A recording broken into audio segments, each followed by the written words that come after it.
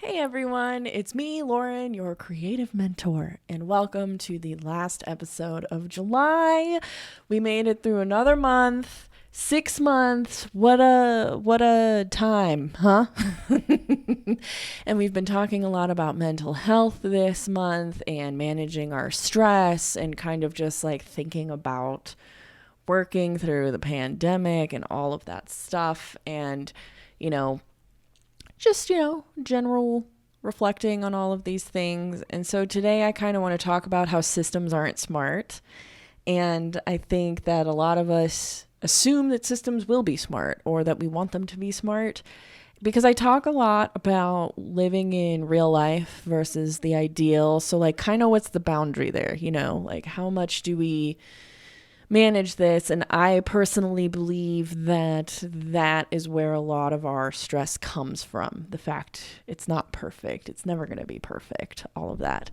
So, if you're new here and this is your first time listening to the podcast, hi, my name is Lauren. This is kind of my pandemic project because I was on TikTok watching a lot of people be really frustrated that like art school didn't teach them how to be successful outside of school. And the more creative professionals I talk to, the more I realize like we just don't know any better. And it's bullshit how like long it takes us to find our career stride. We don't know what questions to ask ourselves, all that stuff. So that's what this podcast is about. I build these podcasts out like a class. So even if you just jump in here, that's fine. But like I am going to be building off of and referencing things before this. And that's okay. And just that you should vet everybody, including me. If someone's giving you advice on your money, your happiness, and your career, they better know what they're talking about. And I am no different. So please make sure I am somebody you want to be listening to. You can look me up, Lauren Versino. It's spelled exactly how it sounds. And if I'm a person or an individual you want to model after, or you want to hear what they have to say, hi, hello, welcome. So I do also at the top want to tell you something really exciting I've actually started working on this week is next month I'm going to have a limited interview series.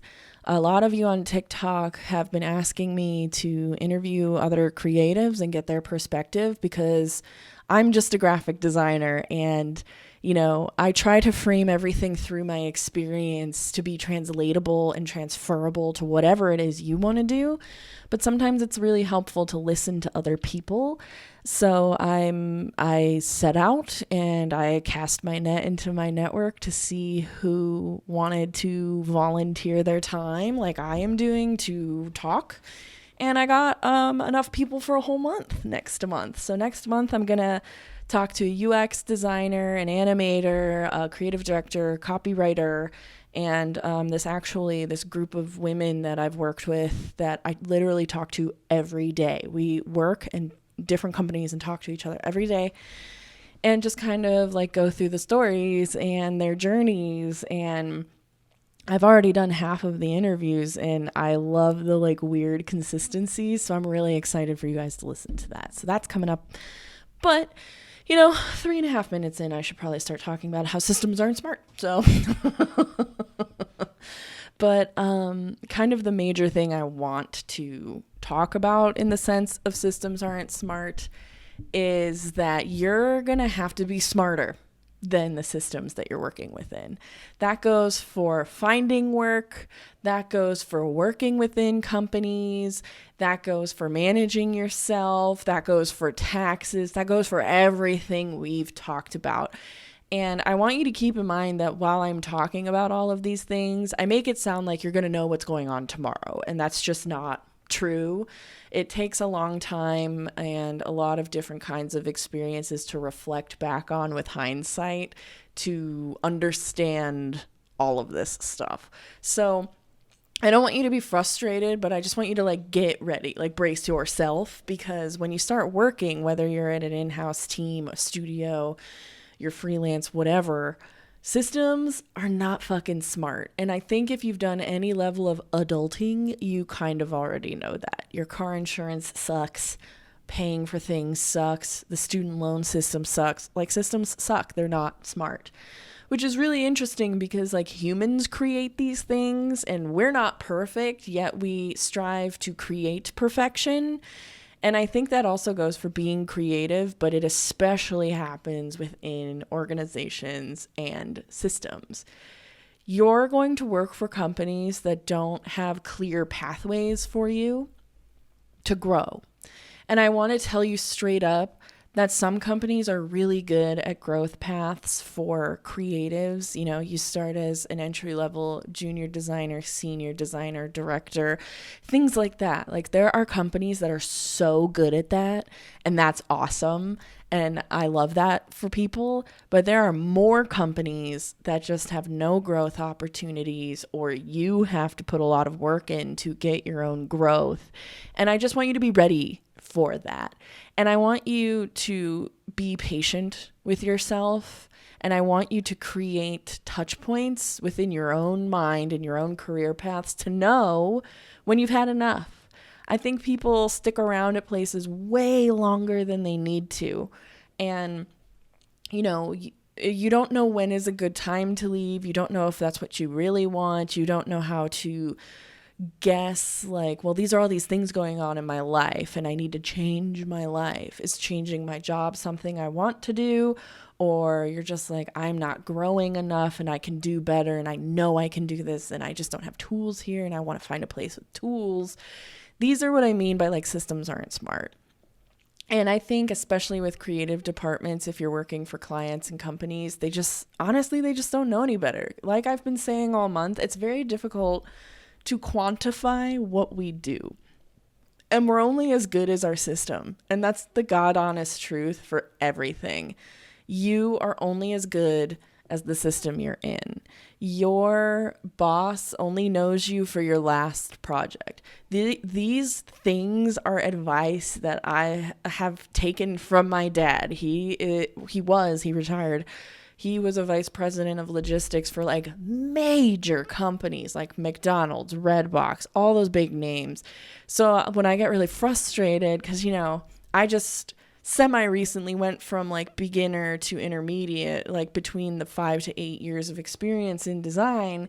And I'm like, okay, I'm ready. I know what growing means for me. I know what I want. I know what I want to get paid. I know more about what I want to do. I've done my years of exploring. I've, like, paid my dues in that regard. Like, honestly, I'm just going to bluntly say, paying your dues in the creative industry doesn't mean doing bitch work all the time. It means exploring and being new at things for years. And then you get good at the thing that you start chasing because you like it. And then you become specialized in that thing. That's what paying your dues is. That isn't just like getting coffees for people for like 3 years and then magically you're intermediate and you start doing something. Paying your dues is exploring. And I wish people would just call it exploring and being new at things for years, because you're just trying stuff. That's what paying your dues is. And so when I was frustrated, because I'm like, I'm done paying my dues. I know what I'm interested in. I know what I like. I know how to find what I'm looking for. I'm ready to find it. I'm ready to be paid for it finally. Like, I'm ready, dude. What do I do? And I was like, I was struggling to figure it out. So I asked my dad, like, when you would hire people or when you would mentor people, like, at work, like, what were the big, like, frustrating points for you as the person who was the one with the most experience? Because guess what? Those guys are working still. Those guys are your managers sometimes. And that's not always like a shitty thing. Sometimes it sounds like it is. It's not. Those guys are at the top for a reason. Some of it is because corporations are built for male success. Some of it is because people have just genuinely been doing something for a long time and they're actually good at it. And a lot of them, especially in the creative field, want to teach you, and you just have to find the right fit. And so something my dad always told me was to manage your exposure, get in front of the right people. We've talked about that. And young people want to grow too fast. And I have really been, like, sitting on this and chewing on this advice, because I've also had a lot of people above me, really important people that I don't know how I got their audience, but I'm happy to have it, tell me that like I'm not going to be ready to be like a creative director or somebody like that until I'm in my 40s, and I turned 30 this year. And when I heard that, I was like, I don't think that's true. I know people, I will be interviewing somebody soon who got where I wanted to get in their like early to mid 30s. Like that's not true anymore. So like what's the line? What's the system? Like where are we in flux here? And so, listening to my dad and remembering what he said, like young people are very frustrated because they want to grow too fast and they want things too fast. And I don't really know like where this balance is, but also I truly think because creativity is a DIY career, as we've been discussing, like you can find where that fits. And that's what I mean by like systems aren't smart. There's no like if you want a senior design job, the question is, do I have to be promoted to senior at my job to then apply to senior positions to get them otherwise? Because can I even get senior positions at other companies if I'm not a senior now? That's true. You have to be senior somewhere before you can be senior somewhere else. You have to prove your seniorness and all of that stuff. And when you want a promotion, you have to like prove it. You have to like kind of do the work before you have the title and before you're actually paid for it. So like, what are these boundaries?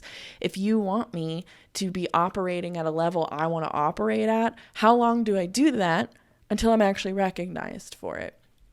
You have to advocate for that. And it's exhausting. Like, I get it. I know this is tough. I know it's exhausting. I know it's a lot of work, but like systems are not smart. Some companies manage all of that for you. There's a clear pathway. There's a mentorship program within your company. It's easy to grow. Interviews are bountiful within the company. Like those 100% exist. And quite honestly, if you happen to find one of them while you're young and you feel like you know where you're going, stick around until you get where you want to be, and then I would explore. But I didn't know this. My journey hasn't been written like that. It's been very DIY along the way. I've been learning a lot about different sorts of skills as time happens, because a lot of the jobs I've done didn't exist 5 years ago. UX didn't exist. Social media campaigns didn't exist. And being around all that, I learned about creative strategy, and I'm a really good creative strategist. And so how do I get there? These are kind of the things where you learn these things, or your boss comes up to you and is like, you're really good at these things. How do you feel about being good at them? Do you enjoy being good at them? Because sometimes you're good at something you don't enjoy being. I was really good at customer service for a long time, on the phone, walking old people through websites to order things and helping people out and doing that and doing design work. And my boss asked me one day, what are your goals? And I was like, to get a phone off of my desk. I don't want to answer the phone. I just want to design. Oh, but you're so good at it. Great. I don't care. I don't want to do this. I'm good at these other things. I want to focus on these other things I'm good at. I don't want to focus on my customer service because this sucks. I don't like it. I'm glad I'm good at it, but I don't like it. And so that's the push and pull here. And so just knowing systems aren't smart for career growth, and systems aren't smart for cultivating things, you have to put some extra legwork in, and that's just a part of the deal so far. I hope it changes and it gets more standardized over time, but right now, while we're new to the digital stuff, we're new to the data, we're new to the analytics, the design census has only been coming out for a few years, the salary guide a few years, the accessibility to all of that stuff digitally has been new. And I bet you now with the pandemic, we're all just analytic heavy. How do we quantify this? How do we keep track? The people who can quantify the dollars of all of these things, they're just figuring it out. And sometimes we're moving quicker or slower, and it's tough. So just please remember that systems are not smart, especially when you get to your first job. I've talked about it before. but I've seen a lot of like baby designers, green designers sit next to me and get really frustrated because sometimes where you work, there is no project manager. You're being emailed and asked things, and there's not really a pecking order to follow, and it's just kind of like project chaos. And your boss will ask you what you're doing, and you'll be like, "Aren't you supposed to know what I'm doing? You're managing me. I don't know." And it's just chaos. That's gonna happen. I don't care how long you've been working or how long you're going to work, you will find that in the creative industry. And how you manage your stress and frustration during something that is stressful and frustrating will really help you along the way to let it pass through you and push it away. And it's totally okay to get frustrated and be like, I'm not doing this. I'm fed up with this. I don't want to do this. I've definitely had a few jobs like that where I'm like, I spent 5 hours running around with my, like a chicken with its head cut off, trying to understand the assignment to do the design work. Why am I talking to 6 people? Why do they all have different information? Why don't they all know what size they want this stupid thing? Why am I the one wasting my time doing this because I want to focus on other things or I have better things to be doing? Being fed up with a system that's so not smart like that, totally fine.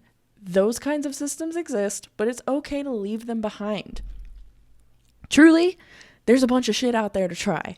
So I exploring these things and experiencing these things to learn those boundaries for yourself is something you're just inevitably going to have to do. And it's going to be weird. It's going to be a weird time. And so I just want you guys to just have that in the back of your mind. Maybe you won't hear it or feel it as hard. Maybe you will. But it's appropriate to draw boundaries, but also it's difficult to know what boundaries you can draw if you don't know how different everything is. Because if you are met with like a chaotic workflow and it's all you know because it's maybe the first or second time you've seen that and you're like, is all of this like this? Like, do I just need to lighten up? You don't know until you're like trying a bunch of stuff or saying this isn't working or this process could be more efficient. But if you're the one saying the process can be more efficient, then guess whose assignment it is to make the process more efficient? Uh-oh, it's me.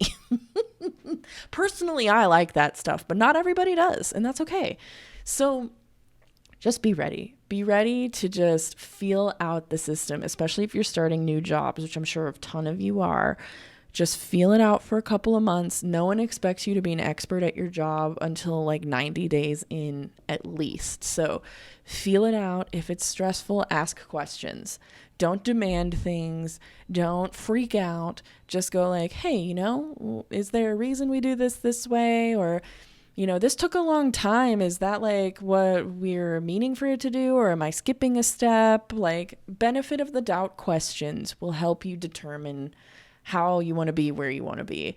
And that's like the best way to play a not smart system. So like, I think this is the thing that catches everyone off guard when they get into the workforce, is just how stupid these systems truly are.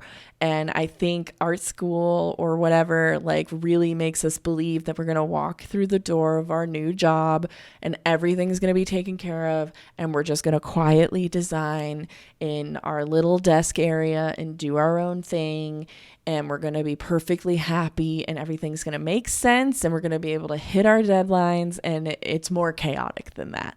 And you can find a different way to exist where you can manage the chaos, but it is stressful. It is uncomfortable.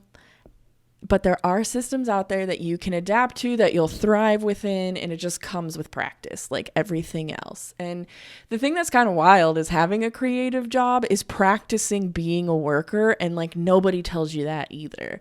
Like, just like when you're in school trying to find your voice and you're working on your portfolio and you're doing all the things you're supposed to do to like get work, as a worker, you kind of go through the same process.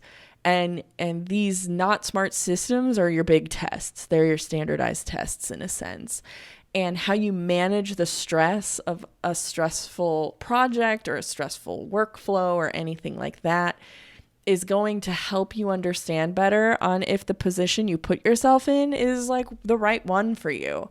I've been in plenty of positions that weren't right for me, and I knew it because I was like, fuck this. This sucks. This is stressful. I don't want to work like this. One of my personal standards is when I'm in an interview for a job and the words of the interviewer, the words that come out of their mouth are like, yeah, we're really trying to like build an in-house team from the ground up, and like you would be one of the first hires. Not interested. Do not want to help. You know why? Because to me, if you're starting a new creative department within your company, you don't have anything in place. You don't have seniors in place to help me grow. You don't have answers to questions that I need to work and have a work-life balance and have boundaries at work. You have no foundation to support your employees yet because you're building it. And that learning curve is something I have zero interest in. Because being in a creative department, in my experience, when it's been building from the ground up, it's a lot of fighting for what you need, not having what you need to do your job, having to figure out things on the fly more than usual.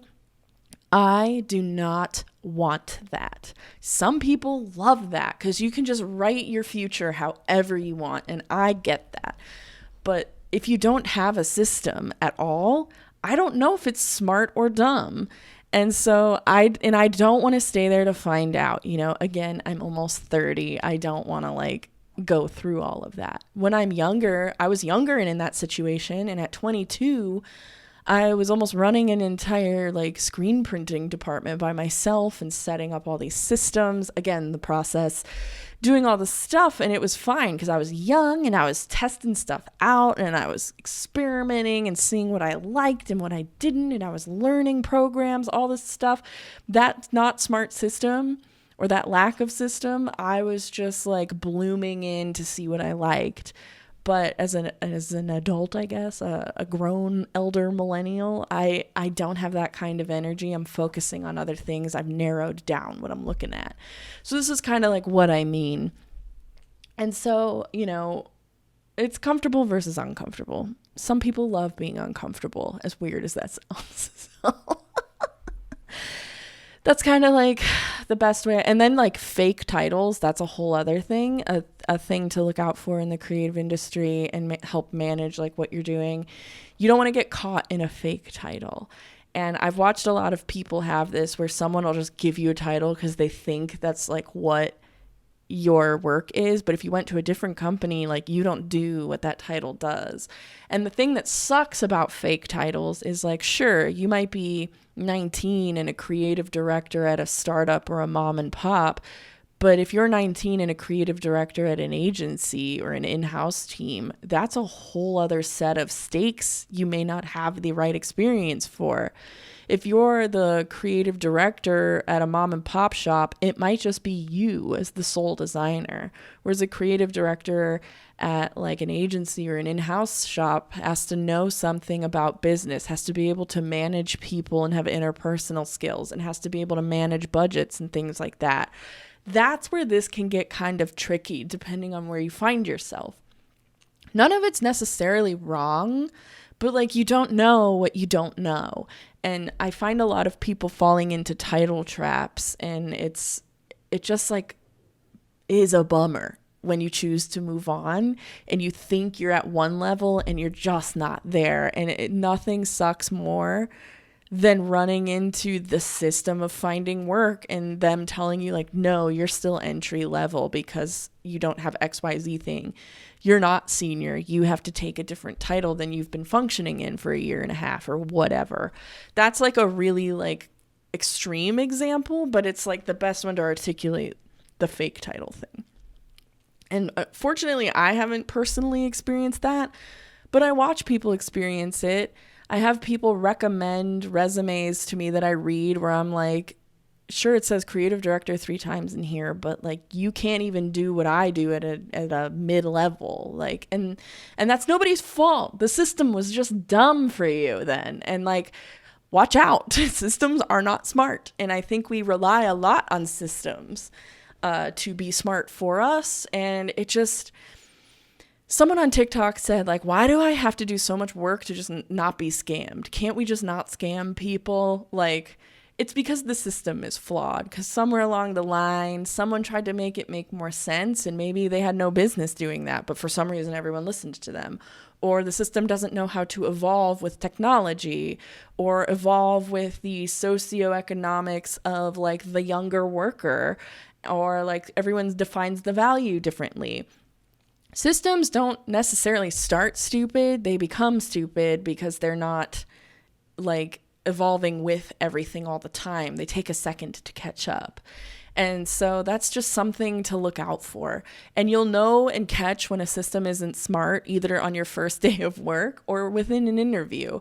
And these things are just one more thing to keep track of, which I know it's like there's so much to keep track of in finding like a professional career as a creative. But again, like the creativity and the technicality and the talent is all a given right now.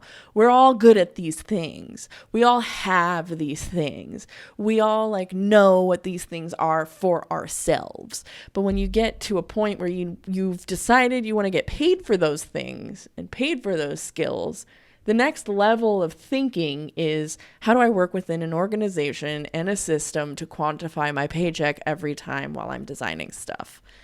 That's kind of what this more so is. Again, we're in 201, not 101 of creative mentorship right now. So I just want you to just be ready for systems not being smart. This, unfortunately, also goes for if you have a problem with a coworker. It sucks.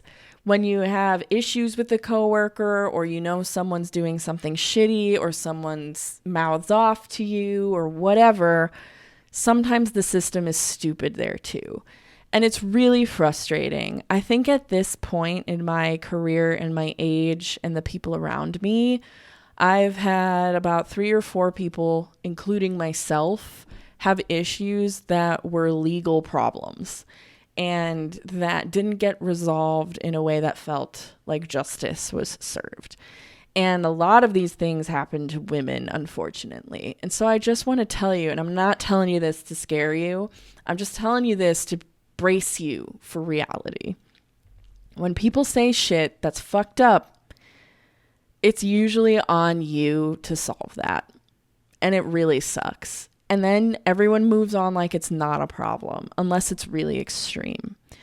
And when it is really extreme, even then, most of the time, people don't get fired. And they should, in my opinion. But that's where bad politics comes in a lot of the time. And we talked about office politics and organizational politics. But I just want you to be really ready for that. And the best thing I can tell you is to just stand your ground and defend yourself the best that you can.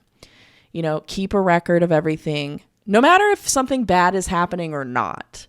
Keep a record of everything. Inform the people who can back you up. Like, keep a paper trail of garbage, you know?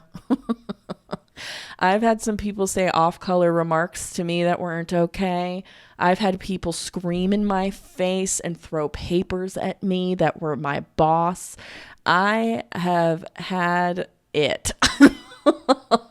And now I'm at a point, because I had past experiences, I'm at a point where I am just as professional as I can be. Because again, like we were talking a couple days ago, like, we don't know what people are doing. That doesn't mean they deserve to treat us badly.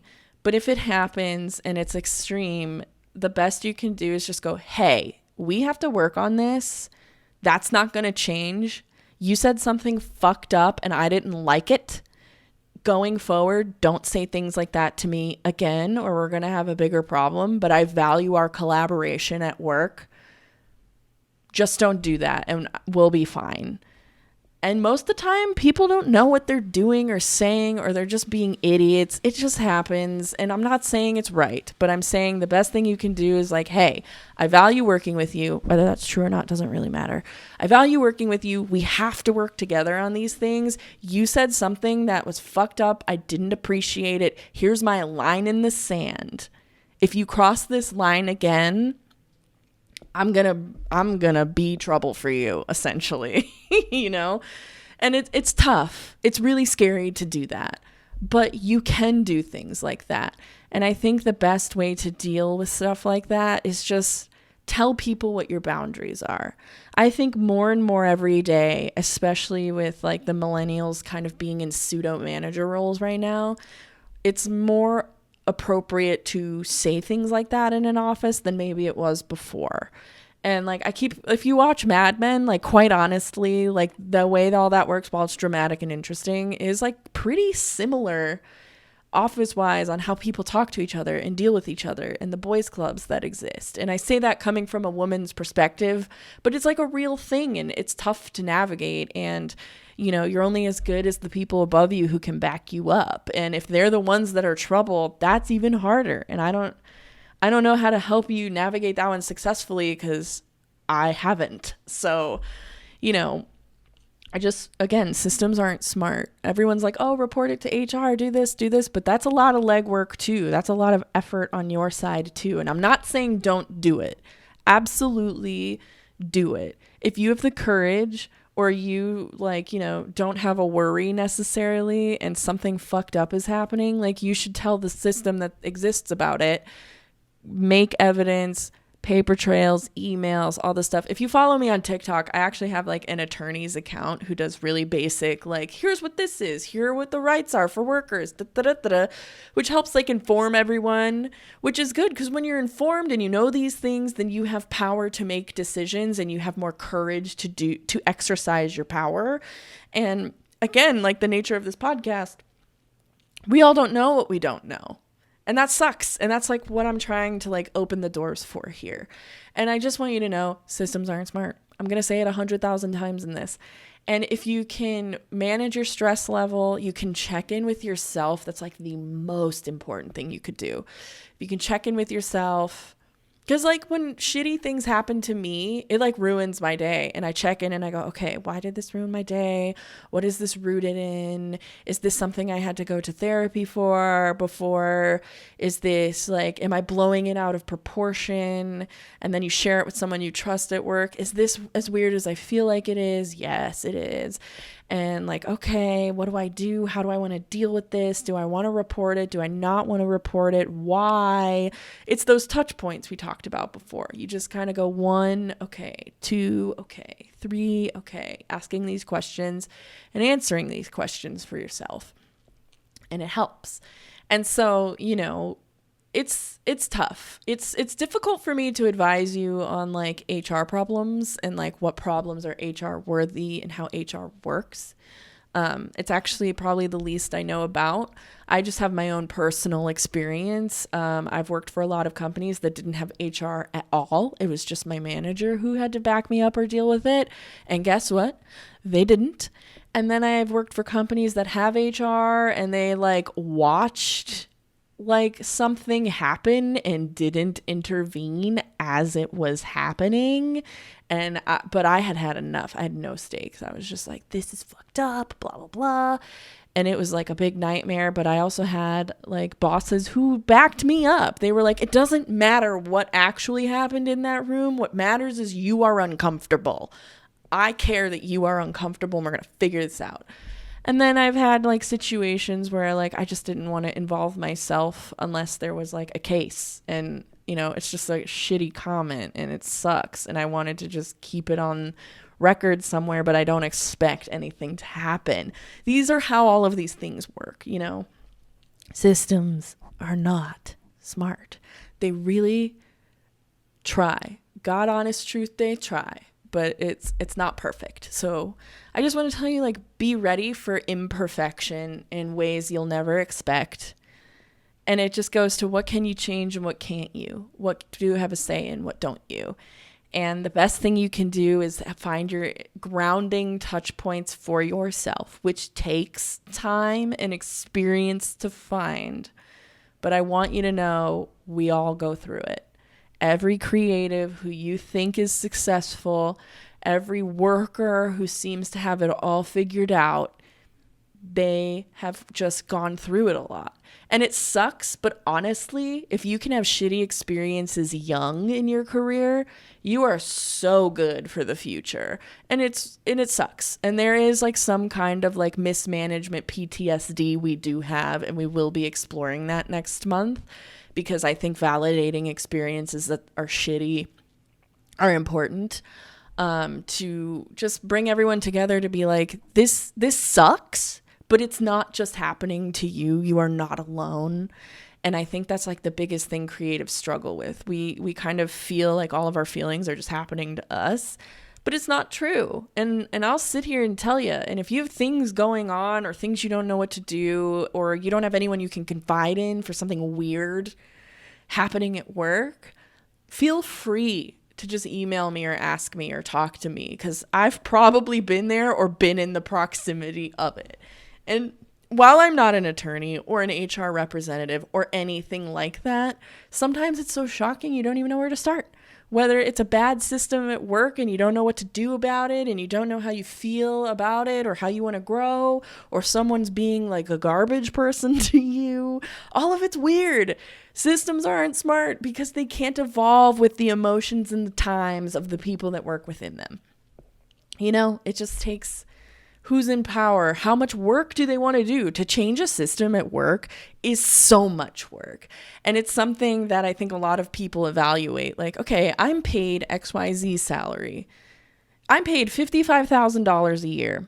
Do I want to take on fixing a broken system, or do I just want to function within it the best that I can? What is more stressful?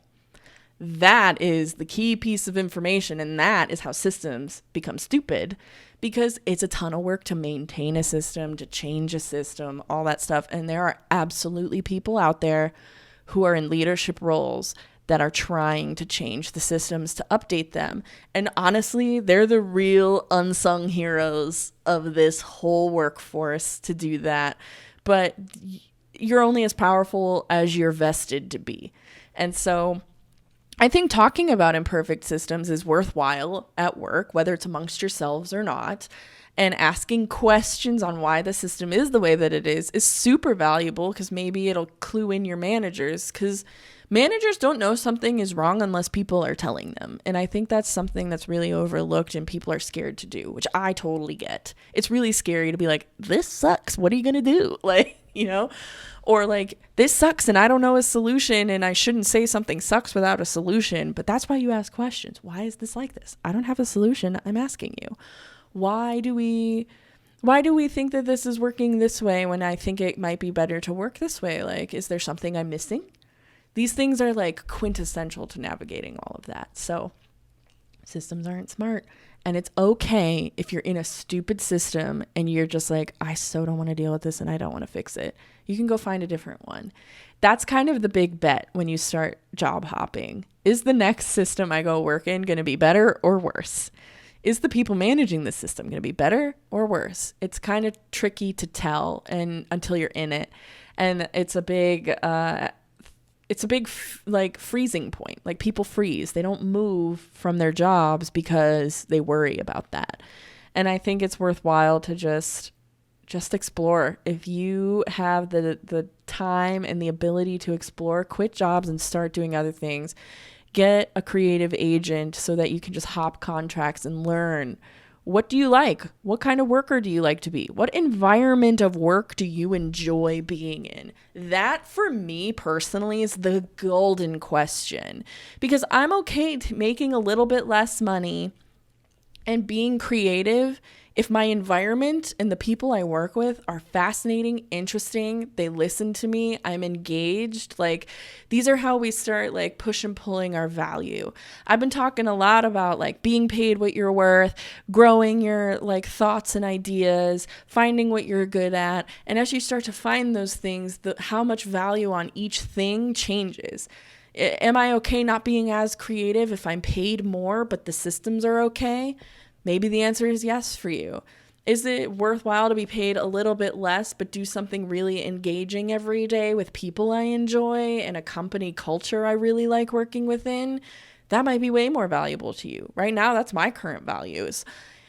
Or like, unless this system is perfect, the work can be a little bit mundane because I don't like to use my brain all the time and I like to use it when I get home. Maybe that's what your combo is. That's great. And that's why I think evaluating systems, whether they're stupid or not, is worth that, because it helps you define your value. And when you can define a value you love, then you're not really all that stressed at work, which is all we're trying to achieve. Not bringing our stress to work and not bringing our work stress home. And when you find a good balance of that, you find you're pretty happy and you start doing things that you enjoy. You start settling a little bit, which I'm personally enjoying right now. Maybe you don't want to settle at all. That's totally fine. Go while out, like while you can. Like, do what you want while you can is the best thing I can say. But the more you experiment, the more you learn about yourself, and the more you find that you love what you're doing. And that's really all we want. We want to be happy, healthy, balanced, paid creatives. And that's what I hope helps you.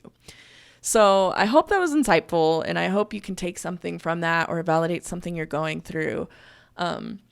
If you are dealing with something and you don't even know where to start, like, message me. I'm happy to help you the best way I can.